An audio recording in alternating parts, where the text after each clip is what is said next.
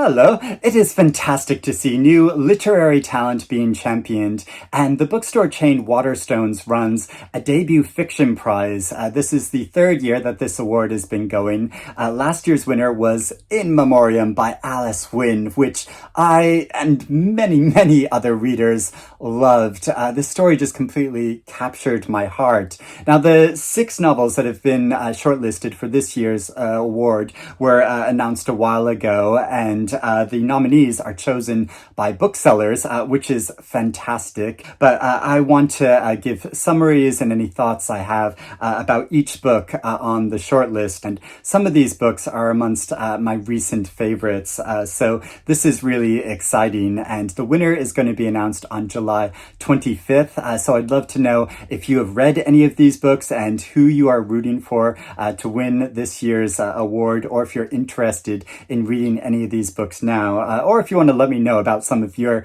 recent favorite debut fiction writers. I would love to hear about that in the comments below. So first off, there is Martyr! By Kaveh Akbar, and this story I found so engaging and intelligent and fun while looking at really complicated issues in modern life in such a fascinating way. It follows the story of a young Iranian-American man named Cyrus, who is in his late 20s, just about to turn 30, and he has a lot of issues in his life. He's a recovering alcoholic, and he is a struggling poet, struggling to meet the bills, and struggling to write, even though he loves poetry. He doesn't find all that much time for writing, but he also wants to have his life to have much greater significance, and this is his search for that, while also looking into the past of his parents, who are both deceased, and the mother that he never really knew because she died when he was very young. Her plane was shot down by the American government, so he's longing for a connection with her, and how he engages with this history and past is so creative in a lot of discussions he has with people in real life, but also imagined conversations between people from the past and historical figures and figures from pop culture.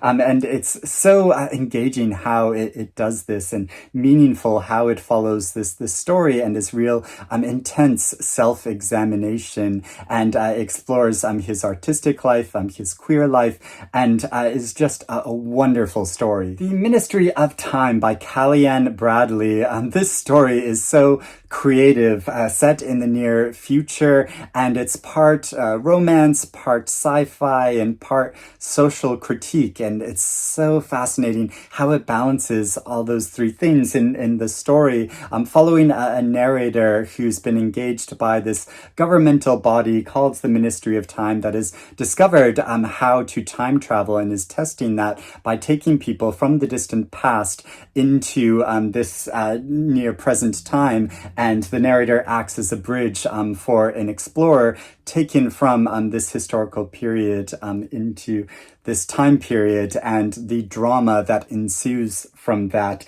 And I have to be honest, I wasn't sure if I was going to get on with this story at first when I began reading the novel, because it seemed somewhat gimmicky, but the story is so engaging and pleasurable in how it balances comedy while making these bigger observations about society, and but also the nature of romance and life. And I was so inspired by reading this book that I actually went to a memorial from the Arctic exploration that's referenced, and the explorer who's taken from the past in Greenwich, and went on a kind of field trip there, and made a whole video discussing this book, which is Such a pleasure to read. Glorious Exploits by Ferdia Lennon.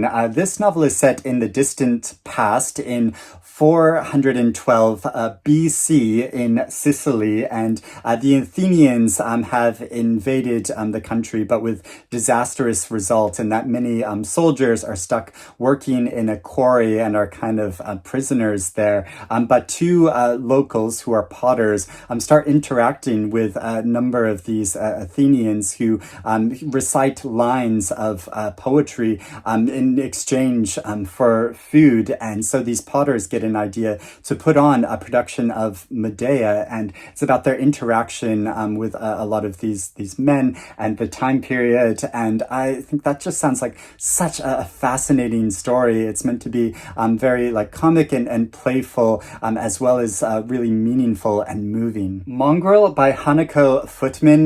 This is a novel about the lives of three women who reside in three different places of London and rural Surrey and Tokyo, and how their lives interconnect, following the different strands of their story. And it explores desire and isolation and belonging, and the prose are meant to be very moving and beautiful. And this is a novel that I'd never heard of before this award, but I think it sounds so good because I love books that have stories, different strands of stories that interconnect to tell like a larger narrative. I just think that's such a fascinating construct for a book. Greta and Valdin by Rebecca K. Reilly, who's a Maori novelist, and the story is set in contemporary New Zealand, following a brother and sister who are extremely close, who are flatmates, who come from a multiracial background,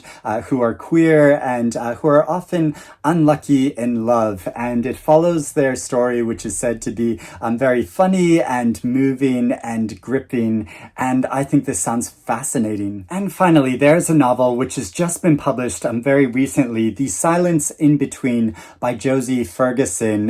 When a character named Lisette wakes up in Berlin in August of 1961, she discovers that a wall has been built through the city, which cuts her off from her baby boy, and her teenage daughter goes on a quest to see if she can rescue and recover her baby brother. So it sounds like a very dramatic story, and that explores this period of time, which I'm keen to read more about, having recently read and been really fascinated by Jenny Erpenbeck's novel Kairos. So yeah, I'm looking forward to getting to this and the other books on the list that I haven't read yet. But I'd really recommend these two novels that I've read. But I would love to hear if you have read any of these books, or if you're interested in reading any of them now, and who you are rooting for to win on July 25th. But I hope you're doing well and reading good things, and I will speak to you again soon. Bye-bye.